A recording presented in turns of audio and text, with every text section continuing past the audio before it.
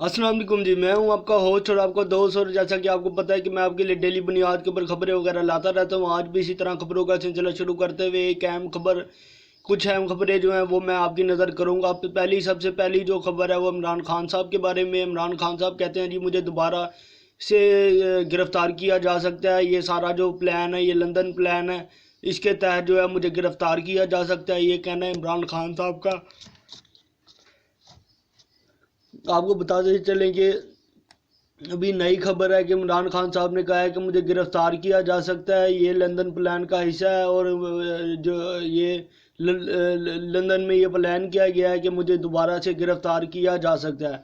इसके साथ ही अगली खबर की तरफ चलते हैं। अगली खबर है जी इमरान खान इंसदादे दहशतगर्दी की खसूसी अदालत में पेश होंगे। पाकिस्तान तहरीक इंसाफ पीटीआई के सरबराह साबिक वजीर आज़म इमरान खान ने आज इंसदादे दहशतगर्दी की खसूसी अदालत में पेश होने का फैसला कर लिया। इमरान खान बुरी जमानत के मियार ख़त्म होने पर आज लाहौर की इंसदादे दहशतगर्दी की खसूसी अदालत में पेश होंगे। इंसदादे दहशतगर्दी की खसूसी अदालत में ज़बान पार में जलाओ, घिराव और पुलिस तशद्दुद के 2 मुख्तलिफ मुकदमात की समाअत होगी। इंसदादे दहशतगर्दी की खसूसी अदालत के जज इजाज़ अहमद बटर समेत दीगर करेंगे। अदालत ने JIT के सरबराह से तफ्तीश से मुतल्लिक रिपोर्ट तलब कर ली। इसके बाद ही अगली जो खबर है वो है पुरतशद्दुद वाक़यात लंदन प्लान के तहत करवाए गए, हमारे पास सबूत है। इमरान खान चेयरमैन तहरीक इंसाफ इमरान खान ने कहा है कि पुरतशद्दुद वाक़यात इमरान खान पर पाबंदी लगाने और मुझे जेल में डालने के लिए कि लंदन प्लान का हिस्सा हैं। जो भी ये कर रहा है इसको तरीका पता है ना ही सियासत का। समाजी राब्ते की वेबसाइट ट्विटर पर वीडियो पैगाम जारी करते हुए साबिक़ वज़ीर आज़म इमरान खान ने कहा है कि जेल से बाहर आने के बाद मुझे तहकीकात करने का वक्त मिल गया। हालिया पुरतशद्दुद वाक़यात में मुझे मुनज़्ज़म साजिश नज़र आई, जिसके तहत सरकारी इमारत और कोर कमांडर का घर जलाए गए। तजिज़िया तखरीबकारों को बंदूकें देकर एहतजाज में शामिल किया गया और लोगों को इश्तियाल दिलवाया, जिसके हमारे पास सबूत है। इसके बाद इन्होंने कहा बुशरा बीबी की फांसी जमानत मंजूर, अदालत ने 23 मई तक गिरफ्तारी से रोक दिया। चेयरमैन तहरीक इंसाफ इमरान खान ने मजीद कहा कि चाहता हूँ कि आज़ादाना तहकीकात की जाए। जज दोनों तरफ का मौक़िफ़ सुने बगैर कभी फैसला नहीं करता। इस वक्त एकतरफा बयानिया सारे मीडिया पर चल रहा है। मुझे गिरफ्तार करने के बाद जो रद्द अमल आना था, इसका फ़ायदा माफिया ने उठाते हुए सारा नज़ला तहरीक इंसाफ पर गिराया। तहरीक इंसाफ ने 27 साल में कभी किसी किस्म का इंतशार नहीं किया। इमरान खान ने कहा कि कातलाना हमले के दौरान गोलियां लगने के बाद भी तहरीक इंसाफ ने तोड़ फोड़ और जलाओ गिराव नहीं किया। फिर एकदम क्या हो गया? ये सब तहरीक इंसाफ पर पाबंदी लगाने और इमरान खान को जेल में डालने का लंदन प्लान का हिस्सा है। जो भी ये कर रहा है इसको तरीका पता है ना ही सियासत का। मशरकी पाकिस्तान में भी बड़ी जमात से यही कोशिश करके मुल्क तोड़वा दिया गया। इमरान खान का इंसदादे दहशतगर्दी की खसूसी अदालत में पेश होने का फैसला। साबिक़ वज़ीर आज़म इमरान खान ने मजीद कहा कि आज इससे भी ख़तरनाक कोशिश की जा रही है। मेरी कौम ने इस साजिश को शिकस्त देनी है। पुरअमन एहतजाज करना आईनी हक है। हम भेड़ बकरियां नहीं हैं। इनकी कोशिश है हम इतने खौफज़दा हो जाएं और ये जो मर्जी करे। मेरी कौम सुन लो, हकीकी आज़ादी लेने का यही वक्त है। इसको ज़ाया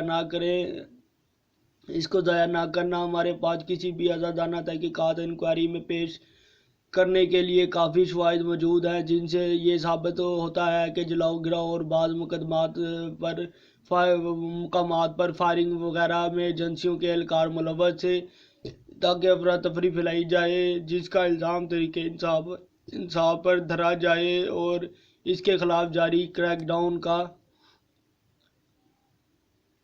اور اس کے خلاف جاری کریک ڈاؤن کا اور طریقہ انصاف پر جو الزام ہے طریقہ انصاف کے اوپر دھرا جائے۔ یہ تھی جی خبر۔ اب اس کے بعد اگلی خبر کی طرف چلتے ہیں۔ اگلی خبر ہے جی پی ٹی آئی رہنما شہریار افریدی کو بھی گرفتار کر لیا گیا۔ طریقہ انصاف Pakistan Tehreek Insaf P T I کے رہنما اور سابق وفاقی وزیر شہریار افریدی کو گرفتار کر لیا گیا۔ پاکستان تحریک انصاف کی اعلیٰ قیادت کی گرفتاریوں کا سلسلہ جاری ہے اور اب اسلام آباد پولیس نے اہم پارٹی رہنما شہریار افریدی کو بھی گرفتار کر لیا۔ پولیس کے مطابق سابق وفاقی وزیر کی کو 3MPO کے تحت وفاقی دارالحکومت کے علاقے F8 سے گرفتار کیا گیا۔ دوسری جانب ذرائع کا دعویٰ ہے کہ شہریار افریدی کو گرفتار کرنے کے بعد نامعلوم مقام پر منتقل کر دیا گیا۔ اس کے بعد یہ اگلی خبر ہے، پنجاب سے گرفتار ہونے والے شر پسندوں کی تعداد 3368 تک پہنچ گئی۔ لاہور: پنجاب میں احتجاج کے دوران سرکاری اداروں پر حملہ، توڑ پھوڑ اور جلاؤ گراؤ میں ملوث شر پسندوں کی تعداد 3368 تک پہنچ گئی۔ مظاہرین نے پولیس اسٹیشن و دفاتر سمیت 22 سرکاری عمارتوں کو شدید نقصان پہنچایا۔ ترجمان پولیس کی جانب سے جاری بیان میں کہا گیا کہ امن و امان کی صورتحال برقرار رکھنے کی کوشش کے دوران پنجاب بھر میں 162 سے زائد پولیس افسران و اہلکار زخمی ہوئے۔ لاہور میں 63، فیصل آباد میں 26، گوجرانوالہ میں 13، راولپنڈی میں 19، اٹک میں 10، سیالکوٹ میں 5، میاں ماولی میں 6 پولیس افسران و اہلکار زخمی ہوئے۔ وفاقی کابینہ نے بلوچستان میں فوج اور پنجاب میں رینجر تعینات کرنے کی منظوری دے دی۔ پنجاب پولیس کے مطابق احتجاج کے دوران پولیس کے 94 جبکہ 8 نجی گاڑیوں کو نقصان پہنچایا گیا۔ لاہور میں 27، راولپنڈی میں 19، فیصل آباد میں 21، میاں والی میں 9، ملتان میں 4، سیالکوٹ میں 5، گوجرانوالہ میں 3، اٹک، جھنگ اور ٹوبہ ٹیک سنگھ میں 1 پولیس گاڑی کو نقصان پہنچایا گیا۔ اس کے علاوہ پولیس کانسٹیبل کی 3 گاڑیاں بھی متاثر ہوئیں۔ آئی جی پنجاب ڈاکٹر عثمان انور نے گفتگو کرتے ہوئے کہا کہ پرتشدد واقعات میں ملوث ملزمان کی نشاندہی اور گرفتاری کا سلسلہ جاری ہے۔ ریاست کی ریٹ چیلنج کرنے والے شر پسندوں کو قانون کے کٹہرے میں لائیں گے۔ یہ تھی جی اگلی خبر۔ اگلی جو خبر ہے جی یہ ہے جی اسپیشل کور کمانڈر کانفرنس، 9 مئی کے واقعات پر آرمی ایکٹ کے تحت کارروائی کا فیصلہ۔ راولپنڈی پاک فوج کے سربراہ سید جنرل آصف منیر کی زیر صدارت خصوصی کور کمانڈر کانفرنس ہوئی، جس میں 9 مئی کے واقعات پر آرمی ایکٹ کے آفیشل سیکریٹریٹ کے تحت کارروائی کرنے کا فیصلہ کیا گیا۔ پاک فوج کے شعبہ تعلقات عامہ SBR کی جانب سے جاری کردہ بیان میں کہا گیا، اسپیشل کور کمانڈر کانفرنس میں ملک کے موجودہ حالات پر غور کیا گیا۔ شرکاء کو ملک کی اندرونی اور بیرونی سیکورٹی صورتحال پر تفصیلی بریفنگ دی گئی۔ کانفرنس میں 9 مئی کو شرکاء کی جانب سے جلاؤ گراؤ اور فوجی تنصیبات پر حملوں کی شدید الفاظ میں مذمت کی گئی۔ GHQ میں ہونے والی اسپیشل کور کمانڈر کانفرنس میں 9 مئی کے واقعات کے بارے میں بھی آگاہ کرتے ہوئے شرکاء نے بتایا کہ آرمی کے رینک اور فائل میں عسکری تنصیبات کو نقصان پہنچانے پر شدید غم و غصہ پایا جاتا ہے۔ کانفرنس میں مسلم باغ حملے میں سیکورٹی فورسز کی بھرپور جوابی کارروائی اور انسدادی دہشت گردی آپریشن کو سراہا گیا۔ کور کمانڈر کانفرنس میں آرمی تنصیبات پر حملہ کرنے والے افراد اور پاکستانی آرمی ایکٹ کے آفیشل سیکریٹریٹ کے تحت ٹرائل کے ذریعے انصاف کے کٹہرے میں لانے کا فیصلہ کرتے ہوئے کہا گیا، ناقابل ترتیب شواہد کی بنیاد پر افواج پاکستان ان حملوں کے منصوبے سازشیں اکسانے والوں اور ان کے حوصلہ افزا کرنے والے ملزموں سے بخوبی واقف ہیں۔ وزیر اعظم نے قومی سلامتی کا اہم اجلاس طلب کیا۔ کانفرنس میں گزشتہ دنوں کے دوران امن و امان کی صورتحال کا بھی جائزہ لیا گیا۔ ایک سیاسی جماعت کی قیادت کے محض سیاسی مفادات کے لیے لوگوں کو استعمال کیا کسی بھی حلقے کی جانب سے قیام امن و امان کے رکاوٹ ڈالنے والوں سے عینی ہاتھوں سے نمٹنے کا فیصلہ کیا گیا۔ کانفرنس کو بریفنگ میں بتایا گیا کہ شہداء کی یادگاروں کی بے حرمتی تاریخی عمارتوں کو نظر آتش کرنے اور فوجی تنصیبات کی توڑ پھوڑ ایک منصوبہ کے تحت عمل میں کرایا گیا تاکہ اداروں کی بدنامی ہو سکے۔ یہ سارا عمل ذاتی سیاسی ایجنڈے کے حصول کے لیے تھا۔ اس کے ساتھ ہی آرمی چیف کے معاملے پر فوج فارمیشن کی جانب سے تعامل اور پختہ رد عمل کو سراہتے ہوئے کہا کہ کسی بھی ایجنڈے کے تحت فوجی تنصیبات اور مقامات حملے کرنے والوں کے خلاف کوئی رعایت نہیں برتیں گے۔ کانفرنس کے شرکاء نے بیرونی طور پر سپانسر شدہ اور اندرونی سہولت یافتہ عناصر کو منظم پروپیگنڈے پر بھی شدید تشویش کا اظہار کیا۔ شرکاء نے اتفاق کیا کہ شرمناک پروپیگنڈے کا مقصد مسلح افواج اور پاکستان کی عوام کے درمیان خلیج، جبکہ مسلح افواج کے رینک اینڈ فائل کے اندر